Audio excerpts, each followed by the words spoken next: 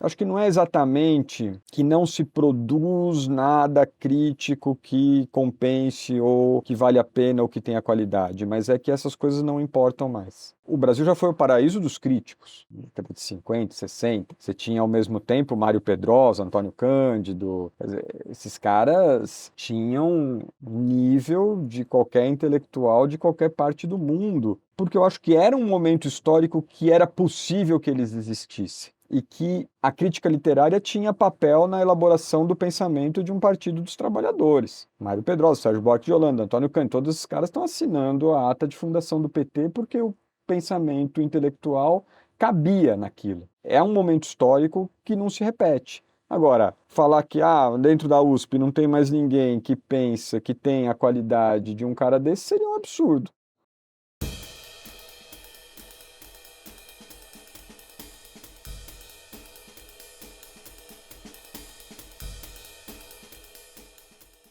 Olá, sejam bem-vindos a mais um episódio do programa de entrevistas do site A Terra é Redonda. Nosso convidado da vez é doutor em História pela Universidade de São Paulo, escritor e editor.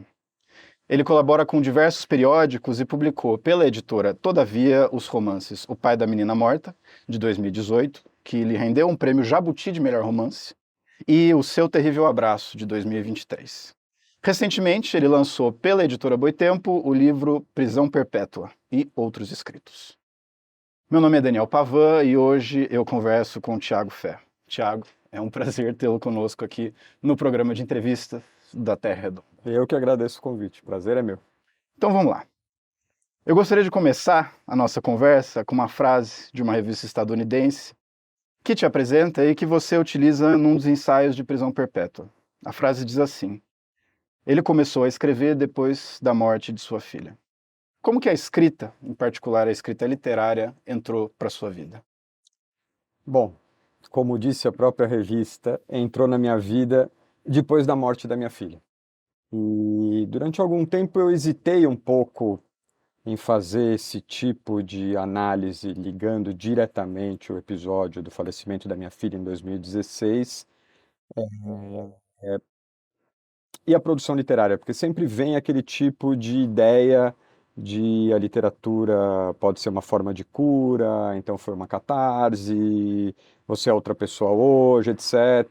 E corria um pouco o risco da autoajuda, então eu acabei sempre assumindo os projetos como ficção e tentando levar o debate para distante da minha própria experiência pessoal, mas o fato é que o meu primeiro romance tem esse caráter pessoal e biográfico, que foi, de fato, a morte da minha filha, apesar que, acho que a gente ainda vai poder conversar um pouco disso, está longe de ser um relato do que ocorreu, uma coisa exatamente autobiográfica, como a gente poderia designar. Mas o fato é que, quando eu li essa frase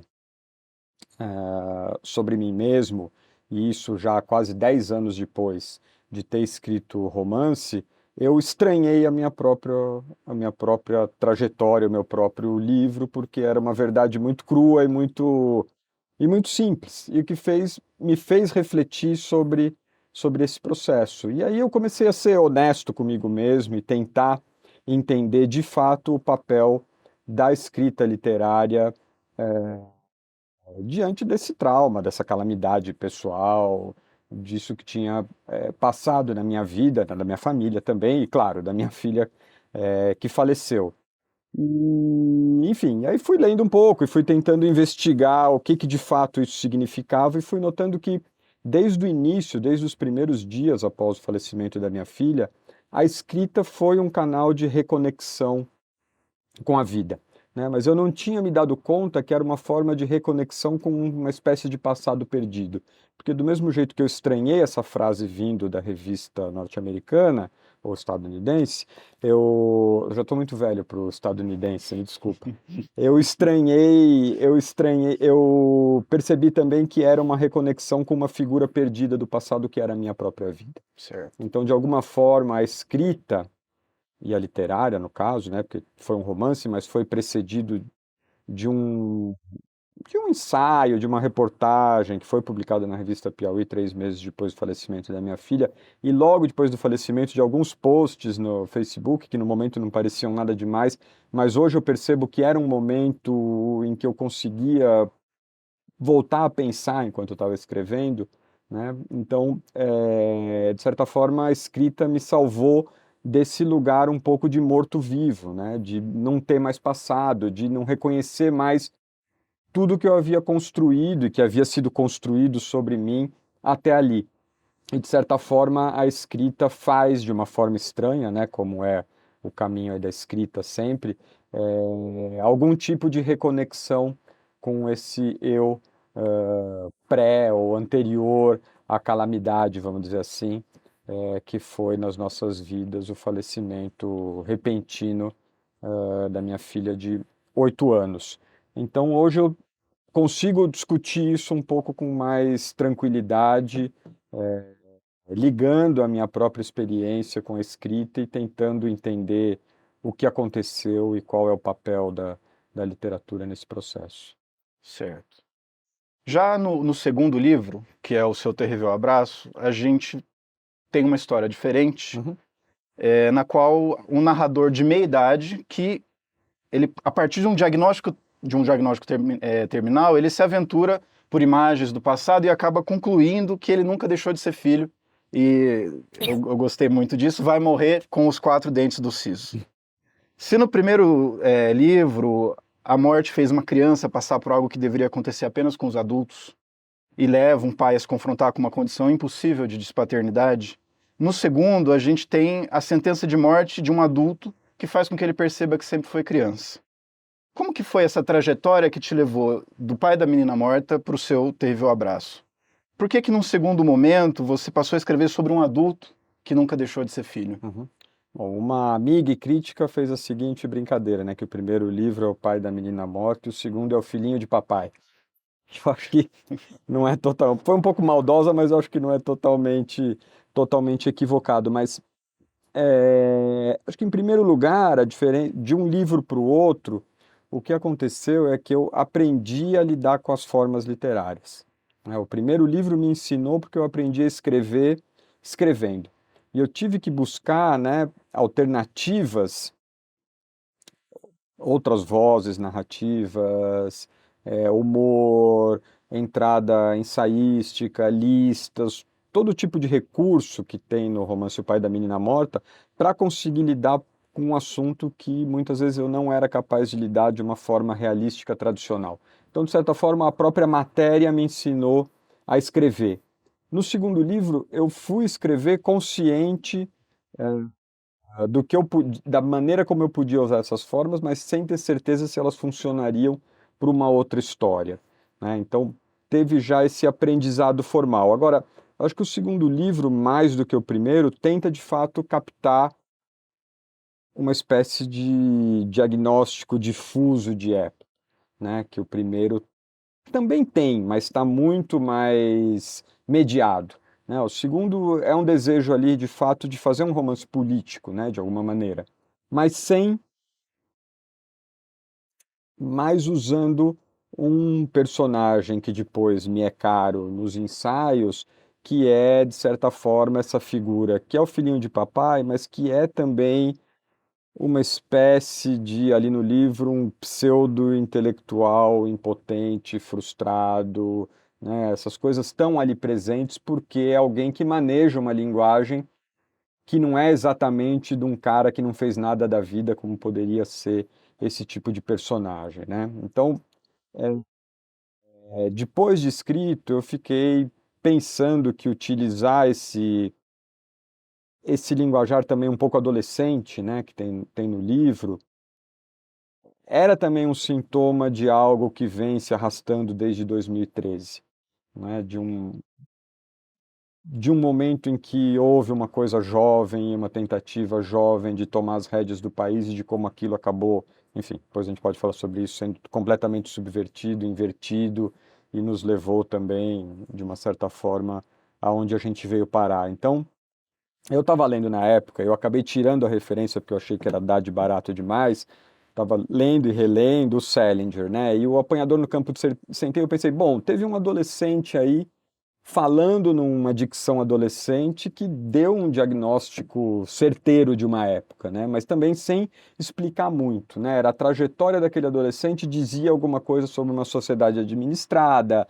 sobre vidas extremamente controladas e frustrações, e uma sexualidade toda complicada. E aí eu fiquei pensando, bom, eu acho que existe algo a ser contado com essa dicção um pouco mal explicada do rapaz que não cresce, que se vê sempre inseguro para tomar suas decisões. É como se, de novo, a gente pudesse enxergar a cena política e social a partir da mirada desse jovem que, de certa forma, no livro recusa o mundo dos adultos, né? Ele poderia entrar, ele poderia ser um cara, quer dizer, é uma classe média média, ele tem acesso às coisas, mas ele recusa, ele tem consciência de estar recusando. Então, acho que tudo isso foi uma maneira de tentar, através da forma literária, e aí nunca as intenções são totalmente correspondidas, nem tão totalmente claras, é, de entrar mais fundo na política mesmo através da literatura, sem criar um personagem que falasse o que eu penso, né? Sem o maniqueísmo aí do romance realista revivido que dificilmente dá conta das coisas. Interessante. E nessa trajetória, né, que vai de uma experiência mais pessoal para as questões políticas e sociais, a gente completa nosso périplo pelos seus livros com o Prisão Perpétua, que acaba de sair. Na nota de abertura desse livro, você diz que se trata de um livro escrito entre 2016 e 24, ou seja, um livro que perpassa a escrita dos outros dois, e é um livro cujo interesse, dessa vez declarado, é de olhar de frente à explosão social e política e esboçar um mapa, ainda que incompleto e acidental, do que você chama da catástrofe contemporânea. Como que foi esse trabalho de eu diria de uma cartografia da barbárie? O que você estava procurando e o que você encontrou enquanto você escrevia durante esses anos os ensaios de Prisão Perpétua? O que eu encontrei é sempre mais difícil de falar, né? Eu acho que o livro foi por um caminho, na verdade, a escrita desses ensaios, né, que depois acabam reunidos no livro, em primeiro lugar, tem uma aposta forte na forma ensaística mais livre, né? Essa ideia de que você pode pensar um objeto, pensar uma questão, ou pensar a sociedade, ou a explosão política e social, aí como eu afirmei, do conjunto da obra, sem necessariamente passar do ponto do ensaio, ou seja, sem terminar de ensaiar, né? O ensaio como um preparativo. Eu acho que o livro tem esse espírito, né, de não oferecer nenhum tipo de saída e solução. Porque nas minhas leituras o que incomoda, ou que vem incomodando, é que mesmo um autor que você leia um diagnóstico que te agrade, a saída no final acaba sempre parecendo um pouco ingênua, né? Normalmente é uma volta no relógio para algum aspecto considerado positivo e nisso que nós deveríamos voltar a apostar, seja o estado de bem-estar social, seja as mediações que se perderam de sindicatos e de sociedade organizada, seja lá o que seja isso no Brasil, mas um pouco, as saídas acabam um pouco ingênuas. E o ensaio me permitiu não ter que oferecer nenhuma solução, né? Então, conforme eu fui escolhendo os objetos, e a maioria, talvez a maioria sejam literários, não sei, talvez não, mas de enfrentá-los na expectativa de eles nos ajudarem a entender o que está acontecendo, sem necessariamente ter que formular isso como uma hipótese bem definida. É claro, a comparação é ruim porque é sempre uma comparação absurda, porque é uma figura consagrada, mas quando a gente lê os livros, as coletâneas de ensaio do Roberto Schwartz, não existe uma hipótese única que atravesse o livro. Isso foi encontrado pela crítica que, de certa forma, quis encontrar ali, né, os grandes diagnósticos que o Roberto foi capaz de oferecer. Mas se você olhar texto por texto, né, ele está ali encontrando imagens da sociedade, está discutindo um determinado autor nos seus aspectos não tão evidentes, mas eu acredito que a força da obra do Roberto e do ensaísmo, claro que eu procuro seguir os passos dele na devida proporção do meu tamanho, né?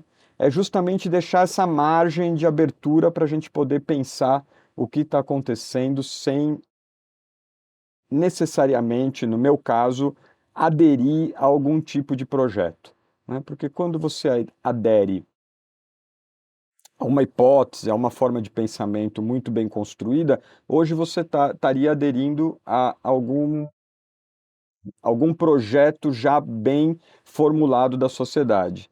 E é isso que eu nunca quis fazer, né? Por isso tem a questão ali, em alguns momentos, de ser contra o engajamento, é, como uma forma de pensar que a saída ou a solução ou o que quer que seja ainda tem que aparecer, né? Eu acho que os textos caminham muito por aí. Não sei se eu respondi o que você me perguntou, mas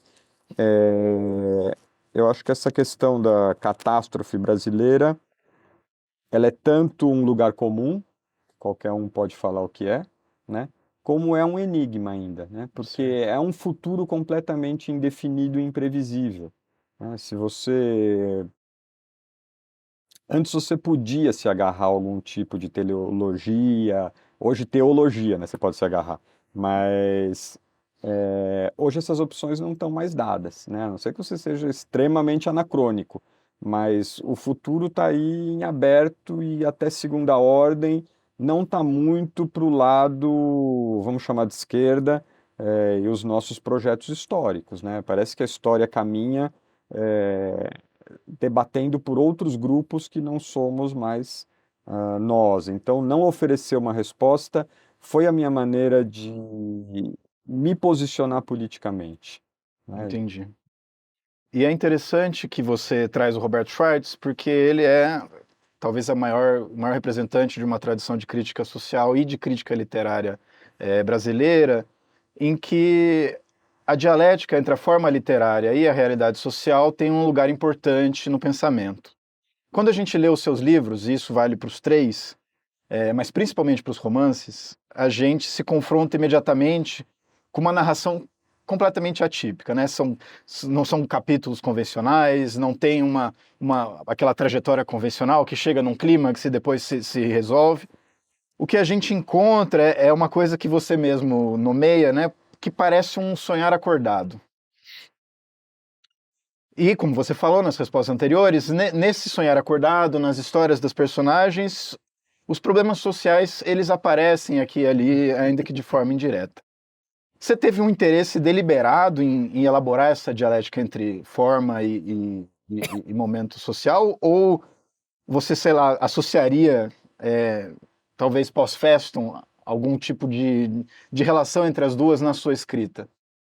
Olha, na verdade, eu percebi que isso acontecia conforme eu ia escrevendo, né? Interessante. Eu percebi que o que eu já tinha lido de crítica, com o que tinha sido a minha formação, enfim, era acionada no momento da escrita, né, e que ia fazendo sentido, né, sem que necessariamente eu precisasse criar um personagem escritor que está às voltas, com a dificuldade de escrever, etc, etc, que seria um jeito de apenas usar a ficção como uma plataforma para o debate crítico ou literário. Então, é interessante porque as duas esferas se alimentam reciprocamente, né? A ensaística também, em alguns momentos, parece que pede uma força literária maior do que um texto com um comportamento aceitável para o meio acadêmico, né? Que em alguns momentos eu espero conseguir fazer, mas em outros realmente aquilo parece não ser possível e eu uso o que eu consegui aprender na escrita de ficção, nos ensaios, de forma que se eu estou acompanhando aonde você está indo, os livros têm uma conexão formal e de pensamento mais forte do que simplesmente temáticas, né? E, e eu acho que isso acontece como não totalmente sem intenção, mas não como um projeto de obra, né? Não como eu vou escrever um romance que vai buscar dar conta da dialética, forma literária e processo social, mas ao escrever, notar que essa dialética é posta em funcionamento. Uhum. É interessante porque eu li os 3 livros assim num movimento só, e a impressão que eu fiquei é que eu li também o seu doutorado, que não há entre os livros a gente não consegue encontrar uma ruptura qualitativa entre o que está sendo elaborado, a forma com que está sendo elaborado. Tem algumas imagens que atravessam os 3, né? O que mais me marcou é que você remete a Chernobyl. Nos 3 livros a ideia de Chernobyl aparece aqui e ali. E você falando também da forma ensaio, né? Me faz pensar no famoso ensaio do Adorno, né, em defesa do ensaio, como parece que é uma tentativa de colocar o objeto, esse objeto da nossa catástrofe social, em circulação, né, olhando pelos seus diferentes âmbitos, né? Sim. Você vê isso mais ou menos dessa maneira? Sim, não, completamente, completamente. Acho que essa é muito mais a ideia do que procurar descrever o que é a catástrofe. O que eu falei, a catástrofe é banal, né? A gente já sabe o que é. Aí tudo bem, a gente pode debater se é fascismo, não é fascismo, ou que tipo de fascismo correndo a risco até de isso começar a girar em circuito próprio, mas de certa forma, independente da dificuldade de se entender, por exemplo, o que está acontecendo nos Estados Unidos hoje, a catástrofe está aí para todo mundo enxergar, né? A sua relação com o capitalismo, a destruição do meio ambiente, os seus líderes oportunistas e delinquentes fazendo sucesso sobre a falta de perspectiva da população. Acho que isso não é muito, né? Não precisa de um Marx ou de um Machado de Assis para nos falar exatamente qual que é o mistério que a ideologia não nos deixa mais enxergar. Agora, como você falou, botar essa catástrofe em movimento, né, olhá-la de diferentes lados e aí usando os diferentes recursos da forma literária, que passam a ser, por sua vez, uma mediação e também um mistério, né, porque acabam criando um tipo de objeto que você precisa depois decifrar, né? Então, a questão é que o ensaísmo acaba nos colocando essa dificuldade, que é um pouco a dificuldade do romance, né? Você precisa decifrar a forma.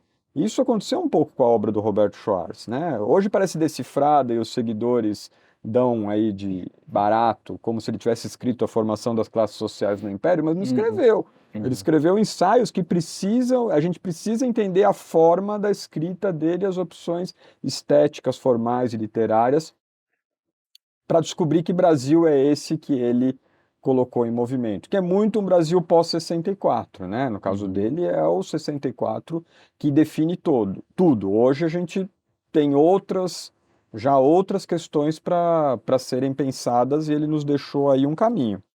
Certamente. E ainda no espírito, né, de procurar olhar isso que vem aparecendo e mostrando suas faces nos seus escritos, eu queria trazer um trecho de O Seu Terrível Abraço para a gente conversar, que eu achei muito interessante. Lá pela página 69 você diz assim, né, o narrador diz assim, né, nós estamos numa obra literária. A prima mais nova da Ju tinha uma doença grave no coração, parece que algo congênito. Na ansiedade de esperar pelo infarto fulminante, acabou se matando antes. Esqueceu de tomar o anticoagulante ou algo assim, e um mísero corte no pulso acabou com tudo. A cama ficou encharcada de sangue. Não se distinguia a estampa de flores e a família de ursos repetida dezenas de vezes para criar um padrão maior. A mãe demorou alguns minutos para entender de onde vinha aquilo tudo. Num primeiro momento imaginou que ela havia sido extirpada. Pensou no faz-tudo que de vez em quando dava um jeito no vazamento do sifão da pia da cozinha, indicação do amigo da diarista. Demorou para a mãe entender que uma doença grave pode ser uma prisão perpétua, ou uma sentença de morte cobrada antes do prazo final para as injeções letais. Essa última frase, né, aqui, uma doença grave pode ser uma prisão perpétua ou uma sentença de morte cobrada antes do prazo final. Me parece tocar num ponto interessantíssimo dos 3 livros, que o Paulo Arantes detectou muito bem no prefácio dele para o Prisão Perpétua, que é o bafo da morte. E é sempre, né, nos três livros, mesmo no Prisão Perpétua, a morte aparece e ela aparece meio fora de lugar. No primeiro livro, O Pai da Menina Morta, é a morte de uma criança por uma doença que não devia progredir por esse caminho. No segundo livro, é um diagnóstico terminal de um filho eterno, de meia idade. E no último é essa morte civilizatória meio que prenunciada pelo colapso da modernização. Eu queria então falar dessa que Clarice Lispector gostava tanto de falar, que é a morte. Para o Lacan, a morte está no domínio da fé. Para você, como que a morte aparece e o que você elabora em torno da morte a partir dessa sua escrita? Bom, achei impressionante o trecho, não estou me elogiando, achei impressionante a ligação aí com tudo. O próprio, na hora que eu vi, assim, o significante apareceu repetido. Sim. E aí algo apareceu ali. Você vê, né? Os romances, até mais do que os ensaios, têm essa margem, essa área de gratuidade, de falta de controle. Acho que nos ensaios também tem, mas nos ensaios não pega tão bem falar. Mas no romance você pode falar isso, né? De uma perda da intenção e do controle, que faz com que eu sempre me surpreenda quando alguém lê um trecho, porque eu não reconheço de cara, né? Como não é uma história linear, que você sabe que o personagem vai passar por isso, por aquilo, então não tem como você esquecer o que escreveu. Tem dezenas de trechos de imagens dessas que eu não me lembro mais, né? Que de alguma forma vão depois se encaixando, mas tem uma figura, você citou o Lacan e a Clarice, mas o Kafka, quando ele tem o diagnóstico de tuberculose e aí ele sabe que não tem mais saída, um dos aforismos que ele escreveu, ele fala que é preciso chegar num ponto onde não haja mais volta. E para ele, esse ponto onde não haja mais volta, que ele chega porque ele sabe que vai morrer, é um ponto de libertação. Não é um ponto de condenação. Não está mais condenado à prisão perpétua. Imagino que no caso dele é porque ele não tem mais que tomar as decisões que tanto o angustiavam, o casamento, carreira, enfim, lidar ali com o primogênito e não cuidar dos negócios da família. Mas é, é,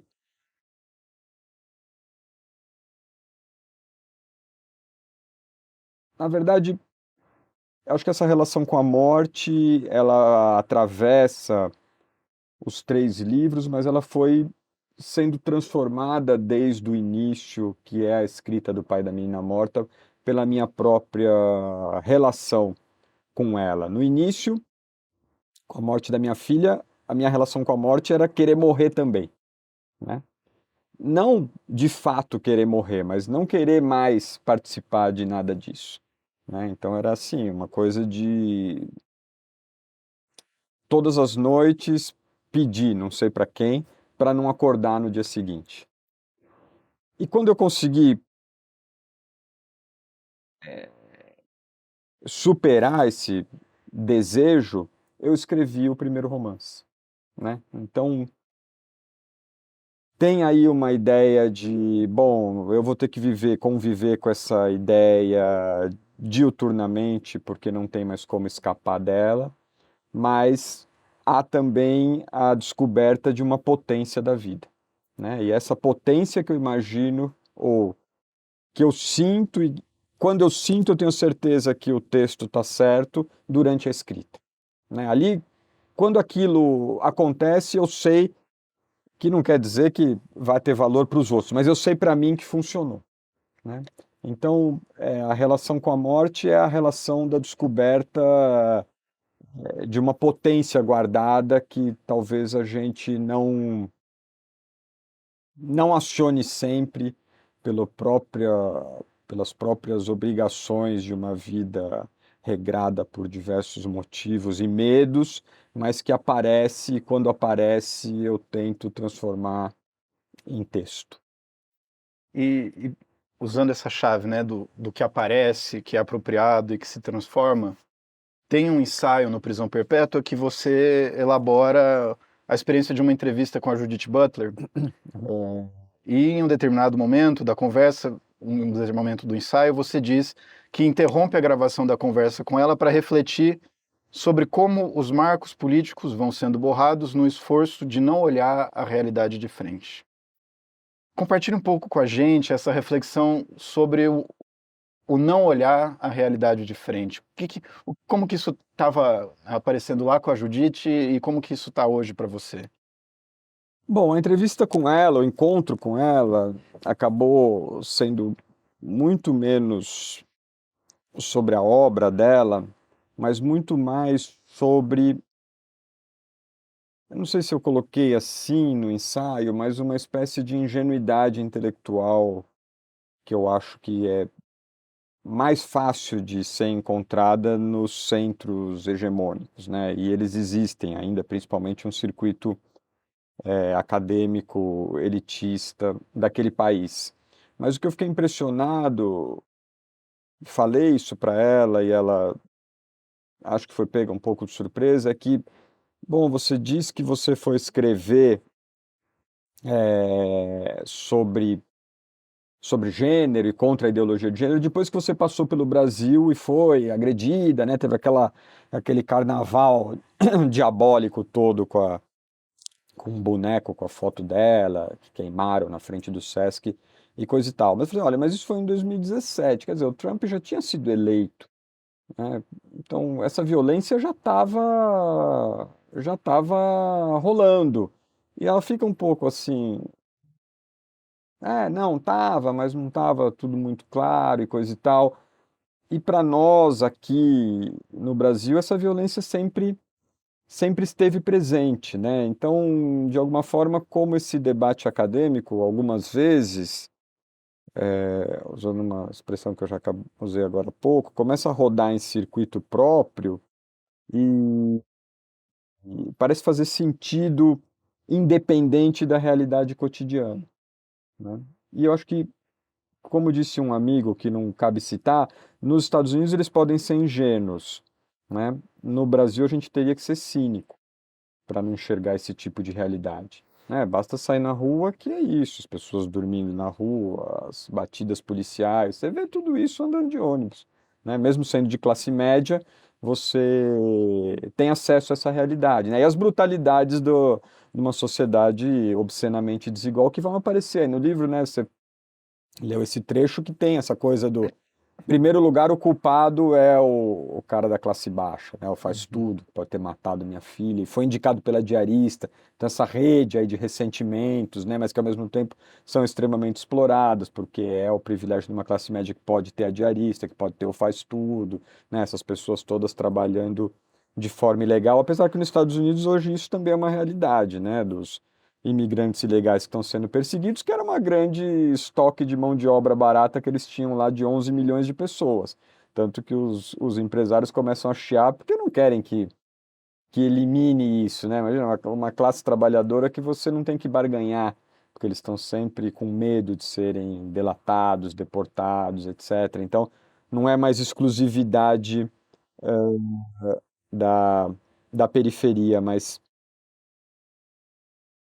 também é difícil você exigir que se olhe a catástrofe 24 horas por dia, né? Ninguém Que, aguenta. então, qual que é a medida e qual que é o nosso papel nessa história, né? Se mesmo assim ainda somos privilegiados, esse privilégio é baseado na tal da matéria brasileira, que é uma mistura esdrúxula de uma herança colonial com as modernidades que continuam um patrimônio de um pequeno grupo e coisa e tal, e que agora a gente sabe que não tem nem mais como compartilhar, porque a industrialização já foi para o brejo e tudo depende de destruir o meio ambiente. Então, isso não tem resposta e também o livro não procura, e eu não procuro fazer julgamento moral de ninguém, mas no caso de uma intelectual com a potência da Judith Butler, isso chama um pouco a atenção, porque afinal, peraí, então, que mundo protegido é esse que não viu a tragédia já no primeiro governo Trump, apesar de não ter sido tão trágico quanto o segundo, né? Então ela falou assim, não, mas agora, em determinado momento, acho que isso nem está no texto, mas ela fala que a ideia do socialismo ainda está viva. Eu falei que não, mas ela falou que sim, coisa e tal, que as pessoas estão querendo plano de saúde, coisa e tal. Ah, não, mas isso talvez seja social-democracia. Então, não tem a crítica dessa destruição dos Estados Unidos que vem acontecendo há 45 anos, desde a década de 80, né? Como se fosse possível, eliminando o Trump, ter um país justo, que não era justo já para muita gente. Ainda falando então da Judith Butler, mais adiante nesse mesmo ensaio, você diz a seguinte frase. Pergunto a ela como então derrotar a extrema-direita se o campo progressista, refém do neoliberalismo, é incapaz de enfrentar as causas do medo concreto. Eu vou fazer uma provocação aqui. Qual que é o medo concreto? Bom, o medo concreto, vamos dizer que o medo manipulado, segundo a análise dela, é o medo do gênero, né? Essa ideia de que vão invadir a sua privacidade, a sua intimidade, vão mexer no corpo do seu filho, no seu próprio corpo, que você não vai ter autonomia e nem autoridade sobre o próprio corpo, né? Esse é o medo manipulado, porque evidentemente isso não tá em questão. O medo concreto, bom, aí sendo muito materialista, é o medo da ruína material total, né? Talvez seja esse o medo que no livro dela nunca fica claro se o neoliberalismo é mais uma das causas enfileiradas com o mesmo peso, destruição ambiental, etc, etc, e o avanço, agora não estou lembrando exatamente a expressão que ela usa, a intensificação do neoliberalismo. Em alguns momentos, essa intensificação do neoliberalismo é o que dispara os outros problemas. Isso não fica totalmente claro no livro dela. Então, eu acho que é proposital, né? Ela não quer dar essa resposta materialista muito explícita, mas é que nosso campo aí está um pouco desprestigiado, né? Mas o medo real seria o das causas materiais que poderiam, de alguma forma, ser lidadas, né? Seja lá como, talvez seja isso que aflige a todos, inclusive a classe média, que nessas horas aperta o botão de emergência fascista. Qual que é o medo? O medo é cair de classe, né? Esse é o receio da classe média ou da classe média baixa, né? Agora, quem já está nas faixas mais sofridas da população acabam tendo essa manipulação mediada por aí, é um outro assunto, mas as igrejas evangélicas e toda uma moral aí que entra em cena e que transforma comunidade trans no grande vilão do mundo, que é um completo, absurdo. Mas eu acho que ela está mais longe de encontrar uma resposta, né? Entendi. Porque né? Não assume um diagnóstico e a gente fica um pouco em dúvida do que ela está querendo falar. E ela está se propondo a falar, não é como eu, que estou aqui Uhum. enrolando um pouco de vez em quando. Então, eu acho que é por aí. Entendi. Eu trouxe essa questão porque, lendo e refletindo para essa entrevista, eu fiquei com vontade de quebrar um pouco o decoro de entrevistador, que geralmente eu me abstenho de tomar qualquer posicionamento, mas eu achei interessante essa questão, né, que você trouxe, enfrentar as causas do medo concreto, porque, né, eu terminando uma dissertação, passando muito tempo estudando o Adorno, é interessante como para o Adorno o fascismo ele porta principalmente um desejo de catástrofe, Uhum. um desejo de destruição. Ele fala numa das palestras dele que o, a extrema-direita, fascismo consegue operar esse sentimento de catástrofe social como se a própria população de direita percebesse de forma enviesada esse diagnóstico social que o pensamento crítico tenta fazer. E é curioso, porque eu me vi me perguntando, porque a imagem imediata que a gente tem é essa, né? O medo é que isso tudo vá para o alto, a gente... Isso. Mas e se o medo, especialmente o medo desses intelectuais engajados, não seja dessa catástrofe, mas o que no fundo há uma parte deles que deseja ela? Que como você mesmo falou, né, elaborando isso, você não quer, putz, não tem mais jeito, eu quero morrer, eu quero que isso acabe. Não tem, você não acha que tem também alguma coisa, esse tipo de experiência está envolvido com isso? Tem. Eu acho que tem, e eu acho que o nosso campo está precisando de um apocalipse também, né? Nós estamos precisando desse fim de mundo que é uma revelação. Uhum. Porque senão é isso, é ficar prometendo que os supostos nossos 20 gloriosos, que não foram tão gloriosos assim, vão voltar, né? Claro que aí entrando mais concretamente na política, o Lula ter derrotado o Bolsonaro foi um grande feito. Me salvou de coisas realmente piores, porque tem níveis piores, né? O Marcuse falava que quando o fascismo entra em cena, realmente a gente entra num novo mundo, num novo patamar de... Então é diferente, né? Vamos voltar então para os Estados Unidos, é diferente a destruição promovida por todos os lobbies e os arranjos do Partido Democrata com Clinton e Obama, que rifaram a população, e planos de assistência de saúde, moradia, etc, etc. É diferente do Trump, né? Muda alguma coisa quando esses caras entram em cena. E não é possível que a nossa expectativa é querer de volta o Lula, querer de volta o Obama, querer de volta o Clinton, sendo que não estava dando certo, né? Não estava. Você citou o Paulo Arantes, aí a questão da administração da barbárie, né? É ficar segurando aí da maneira que dá, mas com a polícia matando 5.000 pessoas por ano. Você fala isso para qualquer estrangeiro que não more no Sudão ou em Gaza, abismado. São mais de 10 George Floyd por dia, né?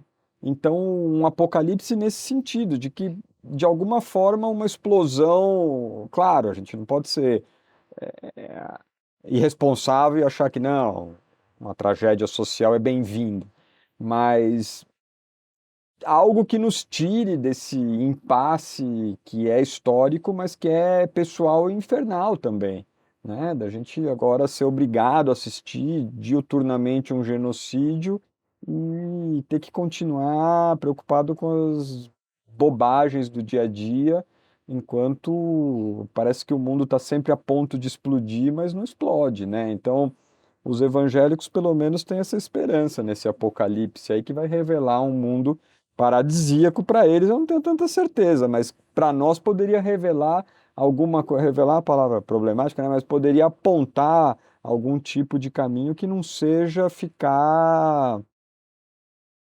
Quer dizer, veja, o que a gente chama hoje de campo progressista tem hoje um juiz como herói, né? Isso é um problema, né? Um Supremo que aprovou uma reforma trabalhista anti-trabalho e anti-trabalhador por unanimidade. Esses caras não podem ser os heróis de quem ainda espera que a vida possa ser acordar de manhã e não ter que passar o pé no seu vizinho para conseguir o que você deseja, né? Que não seja essa luta de todo mundo contra todo mundo, né? Que no fundo é isso, né? Acho que o que sobra de pensamento de esquerda é isso, que a gente não precise se matar para reproduzir a vida, né? E não sabemos mais como, né? Não sabemos. Então, sim, acho que o desejo de morte pessoal provocado por uma tragédia também pessoal encontra, me ajuda a ver as coisas do mundo social, né? Aí sim, isso sim, né? Você fica com menos receio desse assunto, com menos receio de olhar, de falar, né? O Paulo fala aí no prólogo também que essa coisa do suicídio, coisa e tal. Então as coisas ficam menos tabu para você, porque o que mais pode dar errado? Pode, né? Pode, muito mais coisa, mas Mas você aguenta. é um pouco. Não, você aguenta e aí você consegue olhar, bom, então dá para olhar essas coisas de frente sem, sem cálculo, né? Sem cálculo, acho que é Sim. a palavra.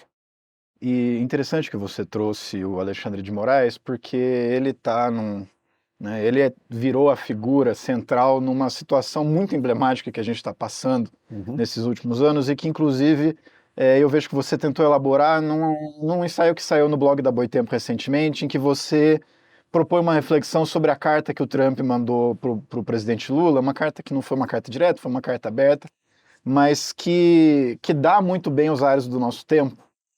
E é curioso, né? Porque parte dos ensaios do Prisão Perpétua foram escritos enquanto você estava em Princeton, numa temporada, que o Paulo Arantes, de novo, chama de colônia de férias. A muito colônia bom. de férias de Princeton, daquele jeito que você imagina a voz do Paulo falando isso. Mas tendo passado por essa experiência, conhecendo o tema da brasilinização do mundo e tendo em vista essa situação que a gente está vivendo, é curioso pensar que a eleição do Trump, essa reeleição do Trump, num momento em que o Lula era o presidente do Brasil e que estava se ouvindo todo esse processo sobre os golpistas e que o Alexandre de Moraes assumiu esse papel, há um clima geral no campo progressista que foi muito reforçado recentemente por uma matéria do New York Times que colocou o Lula como um grande representante, né, da democracia e de uma certa combate ao fascismo internacional. Essa impressão de que, de certa forma, a América virou de ponta cabeça. E nós estamos sendo os baluartes de uma contenção da barbárie, enquanto no norte ela finalmente se disseminou. Bom, nesse seu texto do blog da Boitempo, você levanta a questão, né? O que precisou acontecer lá para que uma carta como essa representasse os americanos? E junto a isso, acho que eu perguntaria, nós estamos realmente vivendo uma inversão ou os Estados Unidos só se brasilianizaram e a coisa meio que se generalizou? Princeton ainda é uma colônia de férias ou agora, né, tá cada vez mais difícil de achar um lugar para viajar e esquecer da barbárie? Eu lá não consegui esquecer, né? Uhum. Esse foi o meu problema. Já comecei a olhar mass shooting e as coisas todas deles, mas tem um ar de colônia. O Paulo, claro que acerta, tem um ar de colônia de férias, que é esse mundo que o intelectual de primeiro mundo, sei lá como é que chama isso agora, de centro, hegemônico, consegue viver independente da sociedade. Então, o intelectual lá nunca teve também o papel que teve no Brasil, porque eles não tiveram que pensar o país como um problema. O problema estava resolvido. Uhum. Eles eram a potência, deixaram para trás, teoricamente, claro, os problemas da colônia, porque viraram o império. Então, o que precisa de intelectual para decifrar o que é aquilo, para pensar em informação? Não precisaram de nada disso. Então, tem um pouco de colônia de férias. Agora, essa inversão eu acho que não cola. Eu acho que não cola. Eu ouvi alguns comentaristas que seriam, vamos continuar chamando de progressistas brasileiros, falando que tem aí uns institutos internacionais que fazem essas medições da quantidade de democracia de um país e que o Brasil tem uma quantidade boa de democracia, né? Aí você fica pensando para quem é essa democracia? É um absurdo falar que o Brasil é um país democrático. É claro que é diferente se você tem eleições livres ou não tem, não estou falando isso.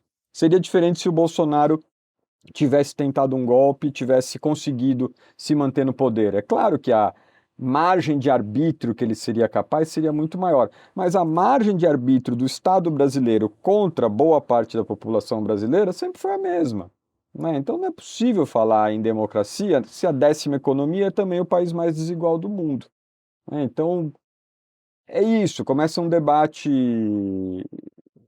fora da realidade, mas que também alimenta agora uma coisa fora do tempo, que é uma volta de um nacional-desenvolvimentismo sem desenvolvimentismo, porque não tem mais o lado desenvolvimentista que já teve, né? A ponto de um Chico de Oliveira, em 1972, escrever que não.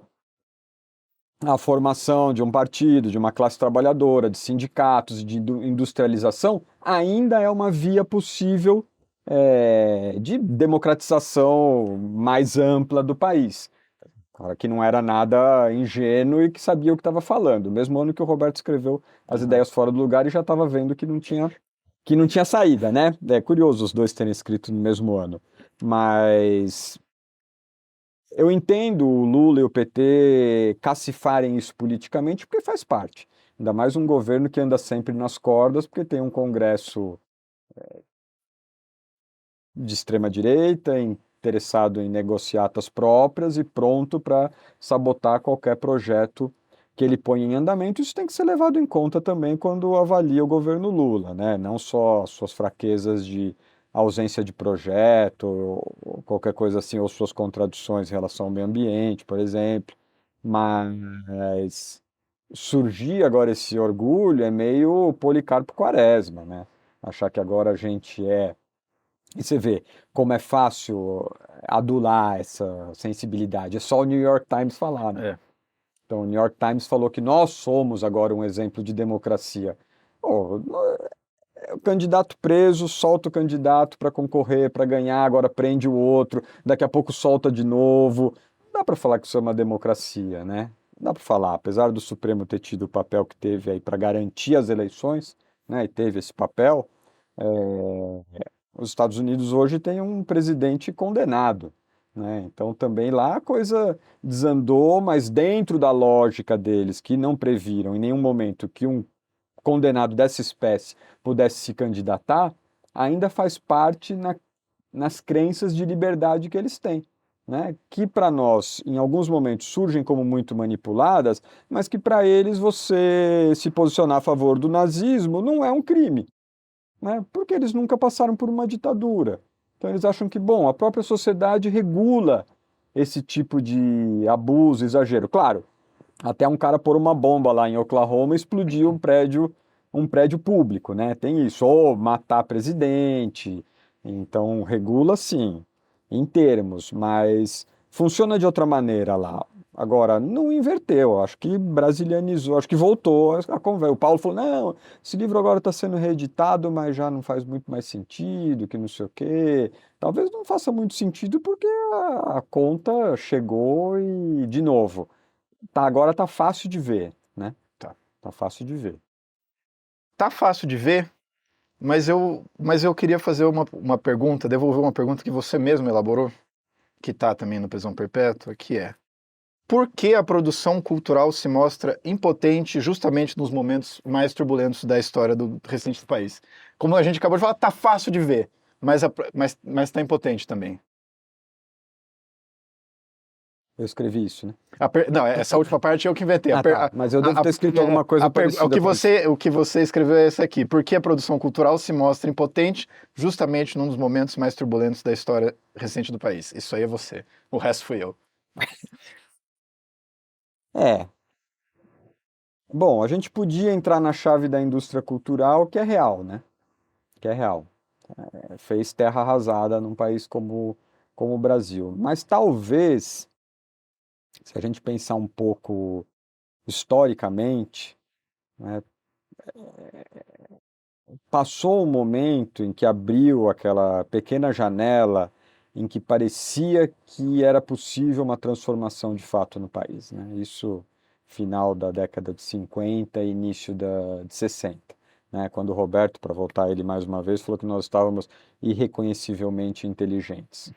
Que, no fundo, no ensaio significa estávamos no tempo do mundo, estávamos pensando no nível das coisas sérias daquele momento, né? E a cultura e a produção cultural acompanhou isso, né?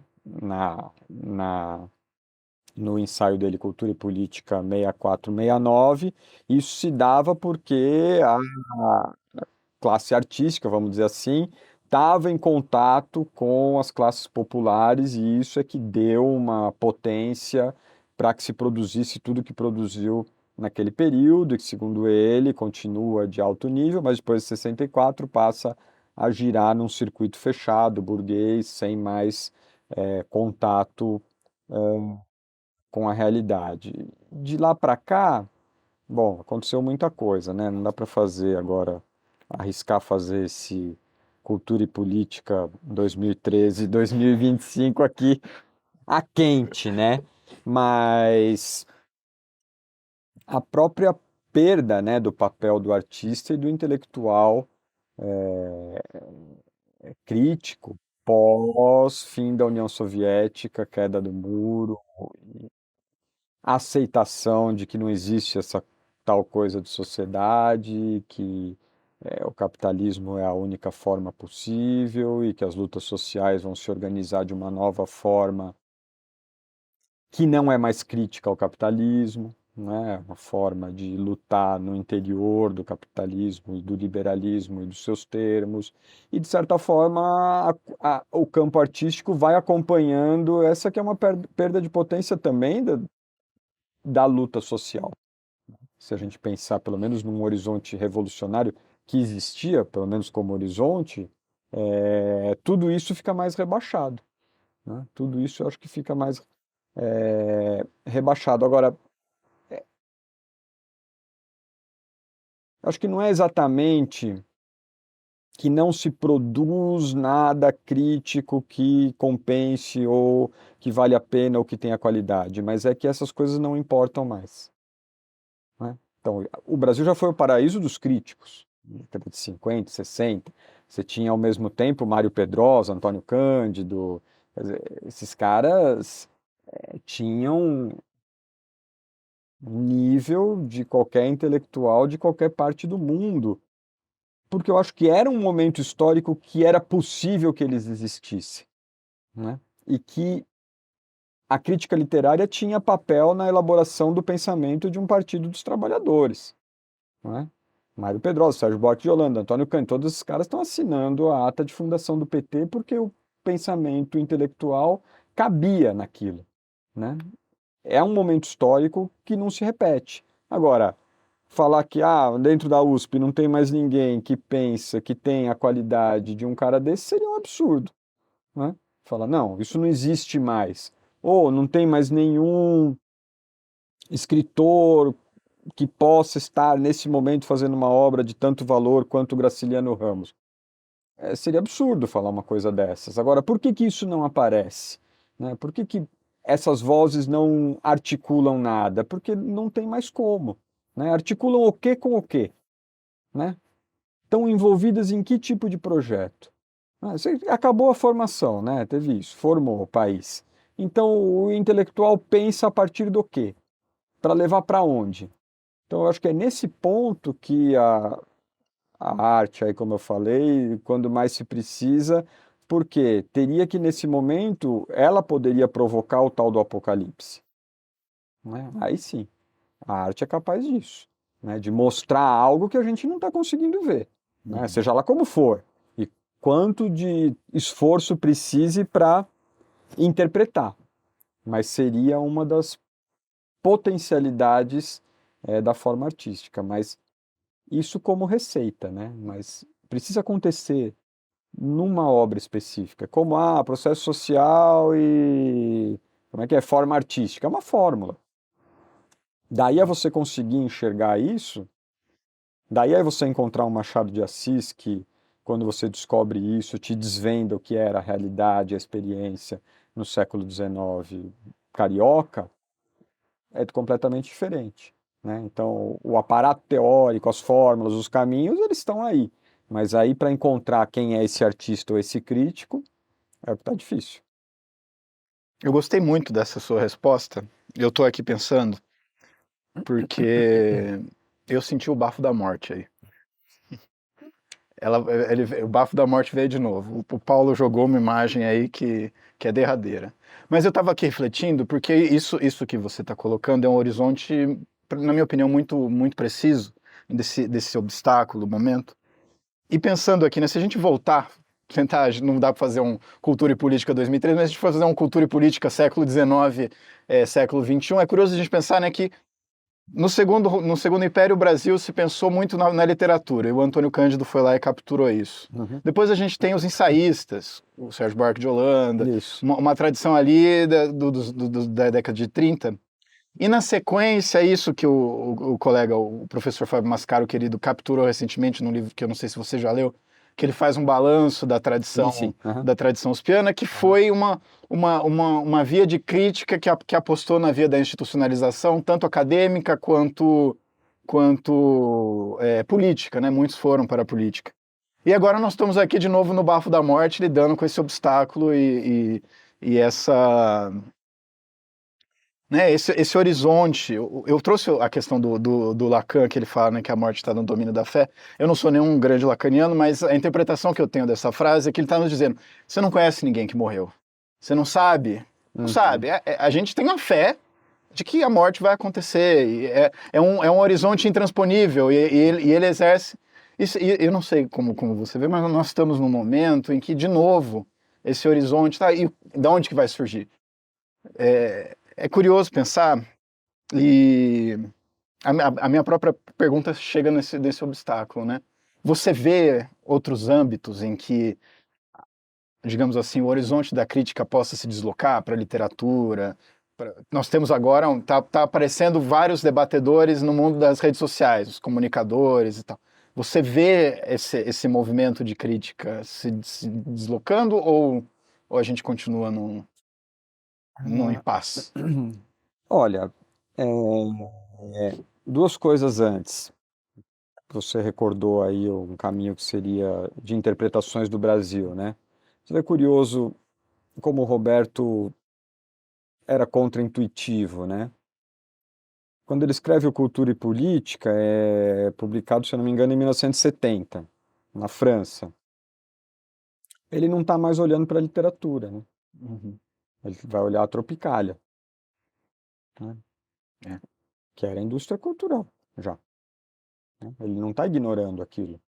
Então, se você olhar com calma a obra dele, ele usou muito poucos autores contemporâneos para tentar decifrar o, o tempo ali do mundo em que ele vivia, né? As duas figuras chaves é o Machado e é o Caetano Veloso, que é um artista pop, que ele vai, enfim, fazer todas as ressalvas quanto a isso. Mas não tem uma fórmula, né, de nesse momento é isso, nesse momento é aquilo, ou pode estar aqui, ou pode estar lá.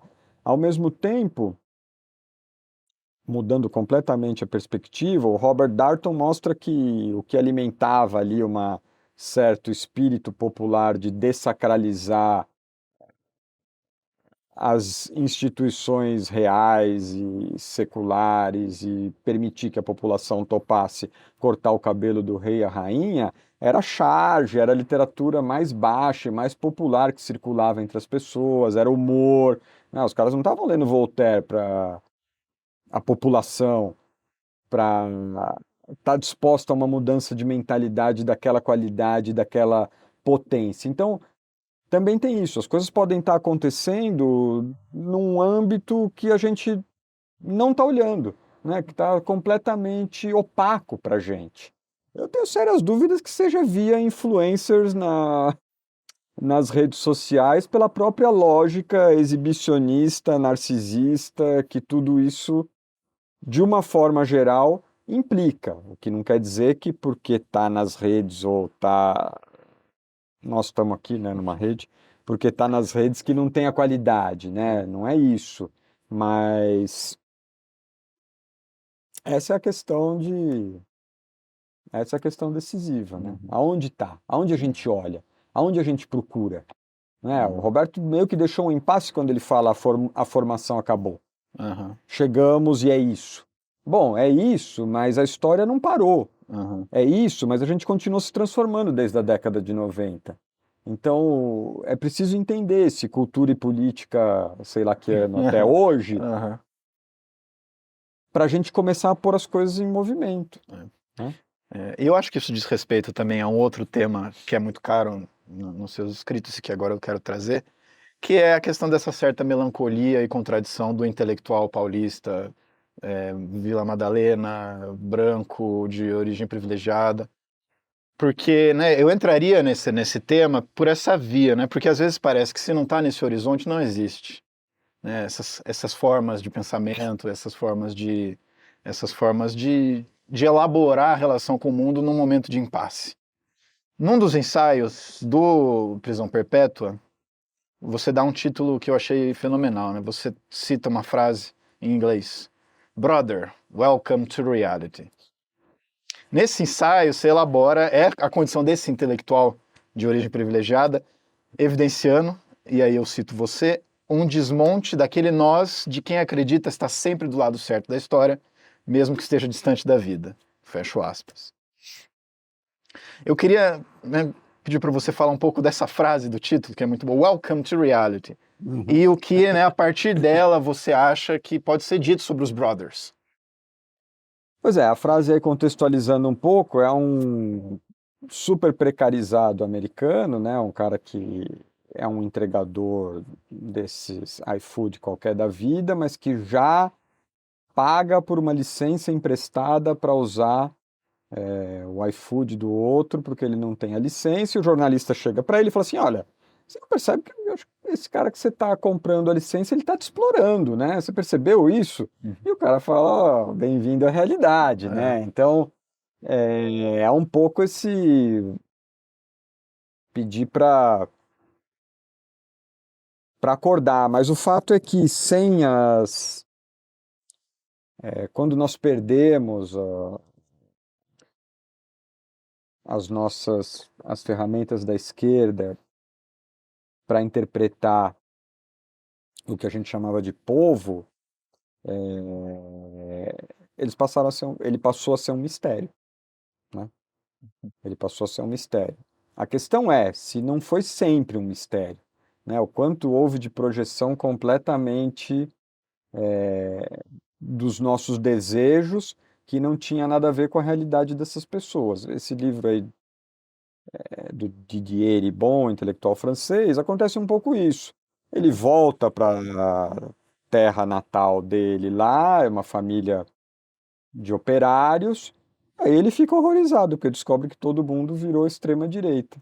E eram todos eleitores do Partido Comunista. Aí ele fala, bom, tem uma coisa, aquele comunismo que eu me encantei quando eu estava na universidade não era o mesmo da minha família. Eu ficava horrorizado quando eles falavam que eles queriam comprar um carro novo. Eles deviam fazer a revolução, né? Então, eu acho que bom, primeiro ter a honestidade de abrir mão dessas ideias e não ficar insistindo em algo que não faz mais sentido. Agora, o que me assusta um pouco é pensar, e aí kafkiano demais talvez, mas se todos esses sentidos de história que a gente tem projetado há pelo menos 200 anos, se não são também uma grande ficção, né?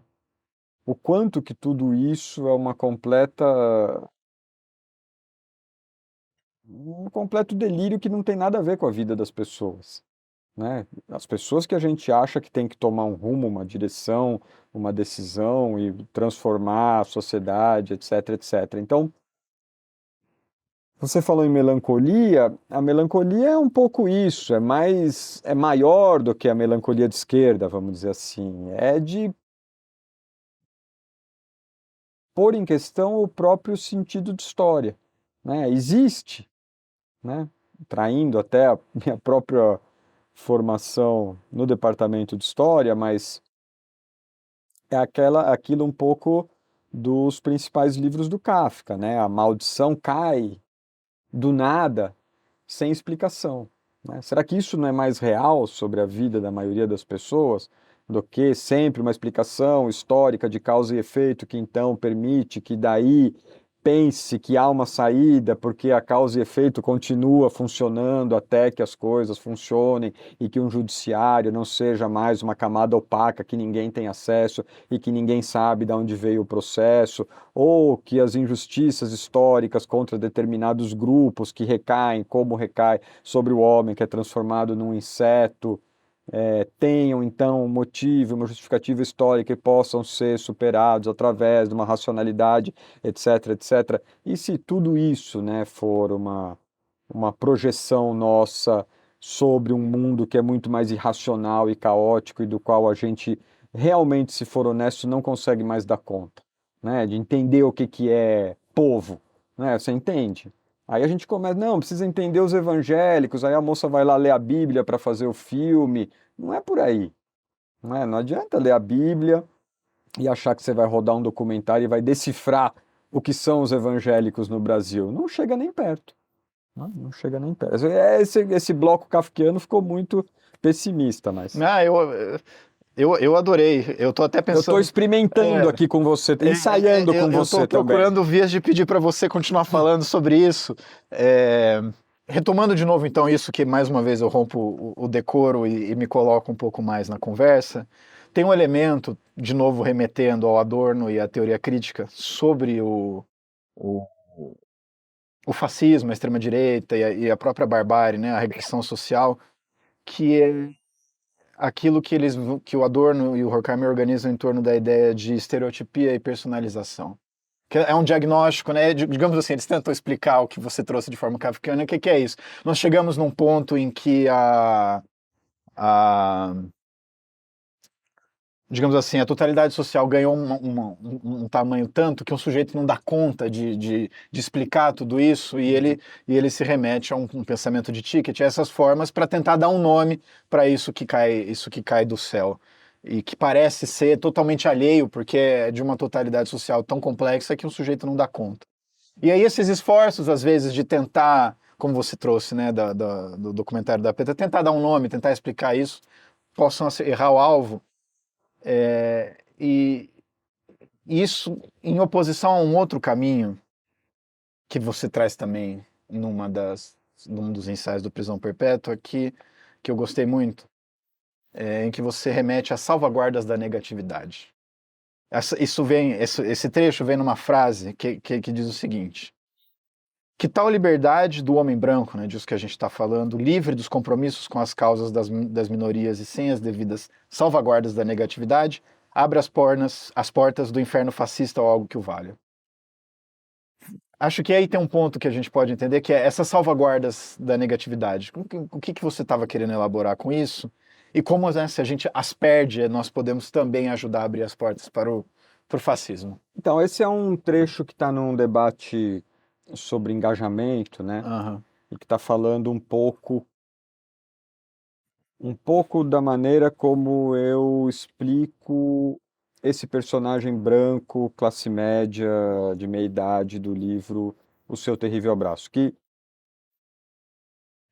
não teria mais voz, né? Não teria mais voz porque sempre que ele fala, ele produz ideologia, porque ele está sempre, de certa forma, protegendo o seu próprio privilégio, né? Então ele é denunciado, fácil demais, diga-se de passagem, mas é denunciado como sempre um produtor de ideologia. Então eu falo, bom, mas nesse caso, dentro da fatura ficcional literária, ao mesmo tempo existe uma liberdade de não ter nenhum tipo de compromisso com o engajamento, né? Então esse personagem, ele não precisa, eu não preciso criar então uma história, não preciso criar um personagem, não preciso criar confrontos que necessariamente reflitam o meu ponto de vista como negro, enfim, qualquer outro grupo que possa projetar um futuro. Então daria uma liberdade enorme para criar um livro como o que eu criei. Mas quando eu escrevi isso, eu percebi que essa também é a liberdade do fascista, que é a liberdade de falar, bom, eu posso xingar o negro de macaco, eu posso bater e agredir quem eu não gosto, eu não preciso usar o cinto do cadeirão na criança, é a liberdade de fazer a barbárie, né? Porque se eu não tenho compromisso com mais nada, com nenhum grupo, então eu posso recair nessa liberdade do, vamos dizer, homem branco de extrema direita. Então a salvaguarda da negatividade seria o quê? É uma liberdade, mas de ser sempre negativo, de continuar não propondo nada, né? E aí qual que é a solução nessa no livro? A negatividade é contra si próprio, né? Eu só posso atacar a mim mesmo. Porque se eu não posso projetar nada e se eu ataco os outros, eu sou fascista, só sobra um alvo, eu mesmo, né? E é isso um pouco que o narrador faz com ele mesmo no livro, né? Ele vai se destruindo, né? Não só pela linguagem, mas pelo próprio caminhar da história que não leva a nada, né? Então, essa salvaguarda é o de falar, bom, peraí, tudo bem, tenho a voz do homem branco, hétero, de meia idade, classe média, enfim, todos os clichês que se queira, mas eu não sou fascista. Eu não sou fascista. Só que aí, conforme eu falo isso, eu já penso no ensaio que você falou anteriormente. Mas o que garante que eu estou do lado certo da história? Então, tá vendo? Tem uma cilada em cada esquina, né? Para você pensar se você não abrir mão das contradições, né? Todo o campo é minado, né? Então só sobra a negatividade. A negatividade é atacar a si próprio e o próprio grupo, né? E é um pouco é, é de onde esses narradores falam, né? De ser primeiro impiedoso consigo próprio, né? Certo. Acho que é por aí. E eu geralmente tenho o hábito de encerrar o nosso programa com reflexões apontando para o futuro, sejam proposições, prognósticos. Mas eu tô com a impressão que, para ser honesto com a nossa conversa, vou ter que Vai dar, simplesmente botar um ponto final É, e, e, e respeitar a salvaguarda da negatividade. Acho que essa vai ser a maneira mais autêntica da gente concluir a nossa conversa. Tem algum ponto que mais você gostaria de desenvolver? não, Eu gostei bastante. Gostou? Gostei. Então, vou dar esse encerramento por aí. Bom, é justo. Então vamos lá.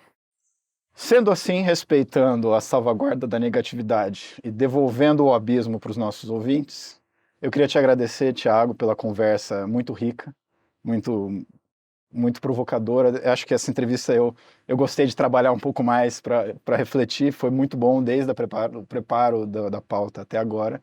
Então é isso, obrigado por ter participado do nosso programa. Acredito que essa conversa enriqueceu ainda mais o nosso repertório da Terra Redonda. Bom, eu que agradeço. Assisto o programa e é um prazer estar aqui. Tentei ensaiar algumas coisas aí conforme você foi provocando. Espero que tenha levado a algum lugar. É isso. O que importa é a salvaguarda da negatividade. Tá bom. Adorei. E a vocês que nos acompanham, ainda estamos aqui, continuaremos aqui, fiquem ligados, porque Terra Redonda no YouTube continua firme e forte e em breve nós voltaremos com mais conteúdo. Até mais.